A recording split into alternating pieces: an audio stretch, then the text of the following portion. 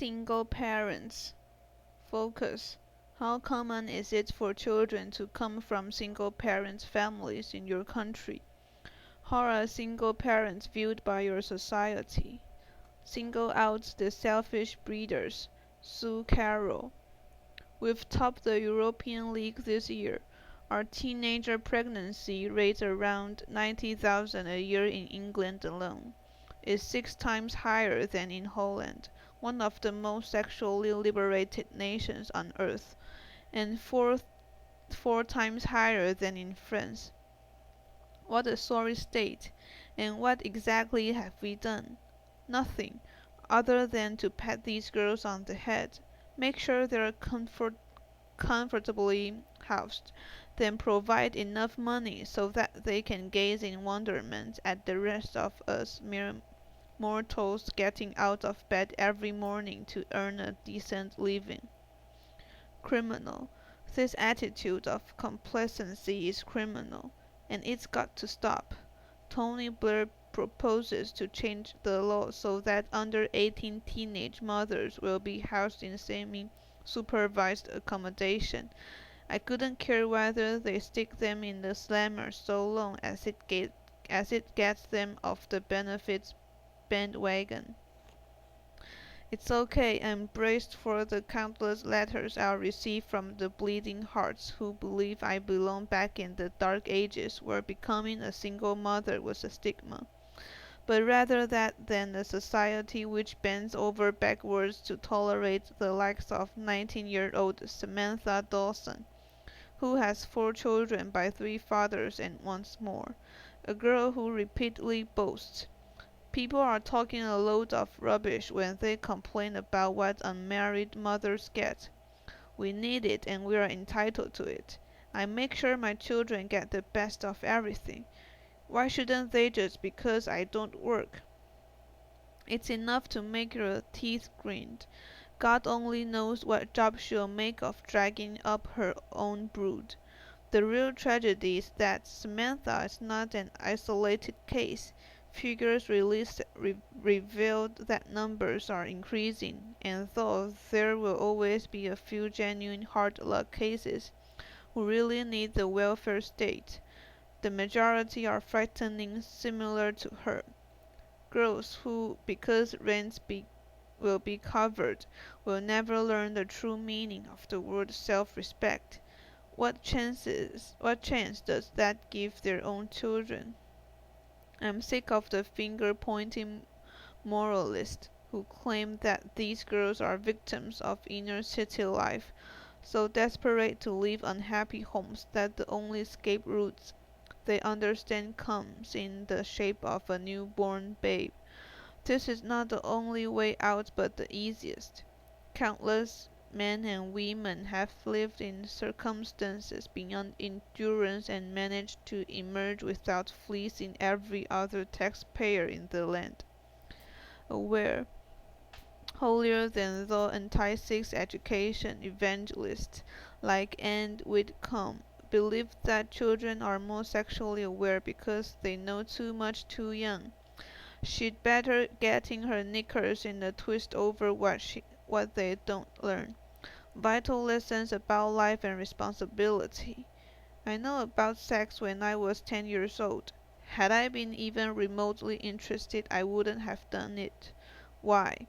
Because I'd have been too damn scared, the way teenage girls will be when they face the fact that from now on, we hope, having a baby no longer paves the way to the pampered life of a protected species.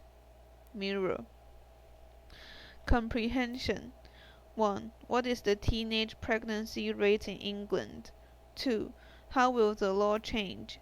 3. Why does Samantha Dawson think teenage mothers should get money? 4. What's the writer's opinion on the argument that having a baby is the only way out of these girls? Discussion. 1.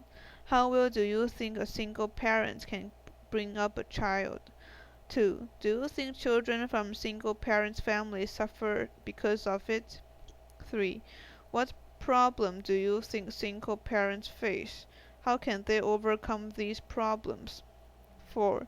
Do you think the state should be responsible for helping single parents? If so, how? 5. Do you think people should be able to have as many children as they want? 6. Should single parents have priority for receiving housing? Why? Why not? 7. Many mothers are abandoned by the child's father. How can absent fathers be made to face up to their responsibilities? How much maintenance should they pay, and should they be punished if they refuse? 8. In the UK, the number of single mothers is increasing. How do you think this can be prevented? Better sex education at school, tougher laws or tougher laws for absent fathers? 9. Can single fathers be as good at parenting as single mothers? Activities: A. Role play. Work in groups of 3. Lisa Rowe, age 19, has just had a baby. At present, she and the child are living with her parents. However, she has applied to the local council for a flat as the situation at home has become very difficult. Students A and B must present their ideas to the judge, who will make a decision. Student A: You are Lisa's lawyer. Your client was going to train to become a teacher until she got pregnant. The pregnancy was unplanned, but Lisa is very happy to be a mother. However, she's not unemployed, but doesn't want to continue living with her parents as they oppose to pregnancy, and their house is too cramped. You want the council to provide a 2-bedroom flat for Lisa. Make the best case you can to ensure Lisa gets a flat. Student B: You are the council's lawyer. The council already has a long list of people waiting to be rehoused, and you believe that as Lisa is in secure accommodation at the moment, hers is not an urgent case. Put the council's view forward as best you can, inventing any other details you might need. Student C: You are the judge who has been appointed to decide the case. Listen to both lawyers, ask questions you need to, and allow them to question one another. Then make the decision as to whether Lisa will be rehoused. As a class, compare the deals you made and decide who was the best lawyer. B. Write a short report on the case you have just heard. Summarize the points made by each lawyer and the judgment made, or write a letter in response to the article, either agreeing with the points the writer made or presenting the other point of view. Ammunition box. Keywords: contrast, contrast, contraception. Methods used to deliberately prevent a woman become pregnant. Antenatal care. Care for pregnant women before the birth. Sex education. When young boys and girls are taught about sex and reproduction. Family planning. The process of planning the number of children. Intervals between births by using birth control. Handy hints. 87% of the 41,000 babies born to 15 to 19-year-olds in Britain were outside marriage. This compares with 62% in the United States and 10% in Japan. The survey of 53 countries showed that Britain has one of the highest rates of sexual activity in the world among teenagers and young women. About 10% of women in Britain are married by the time they are 18.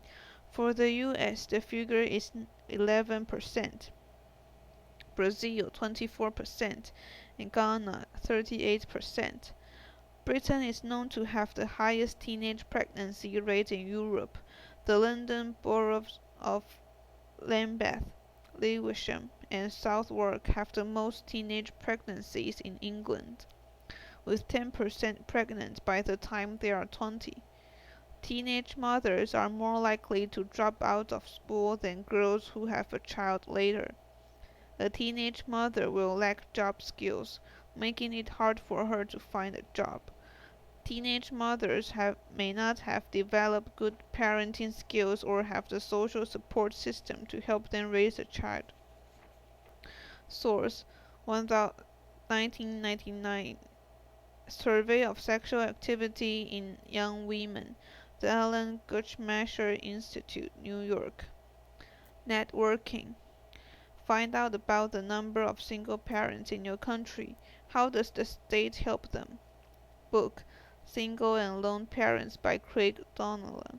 Films: Big Daddy, 1999, directed by Dennis Dugan. Three Men and a Little Lady, 1990, directed by Emil Ardolino. Neil by Mouth, 1997, directed by Gary Oldman. Websites